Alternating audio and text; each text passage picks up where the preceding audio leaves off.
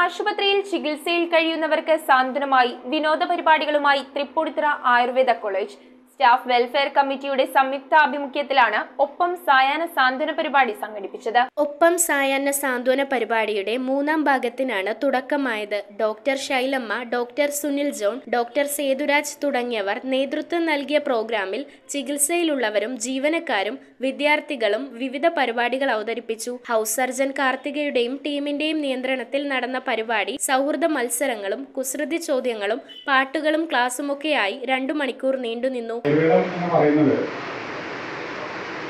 മനസ്സിന്റെയും ശരീരത്തിന്റെയും ചികിത്സ ചെയ്ത് അതിനെ ആരോഗ്യമായി നിലനിർത്തുന്നതിന് വേണ്ടിയുള്ള ഒരു ശാസ്ത്രമാണ്.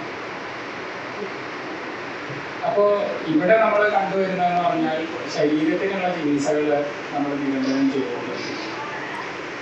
മനസ്സിനെ നമ്മളൊരിക്കലും മൈൻഡ് ചെയ്യുന്നില്ല എന്നാണ്.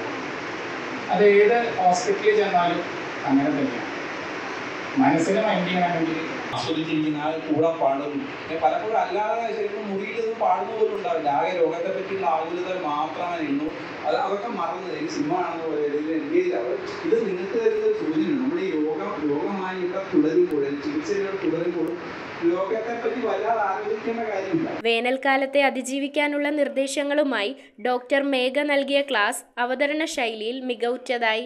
News bureau, Tripunithura. Hakko lake view കല്ലഞ്ചേരിയിൽ സ്വിമ്മിംഗ് കോച്ചിംഗ് ആരംഭിച്ചിരിക്കുന്നു. ഏപ്രിൽ 1 മുതൽ 30 വരെ. കോൺടാക്ട് 9048436169. ആഘോഷങ്ങൾ ഏതുമാകട്ടെ. Hakko lake view banquet hall, Kumbalangi, Kallanchery, north end.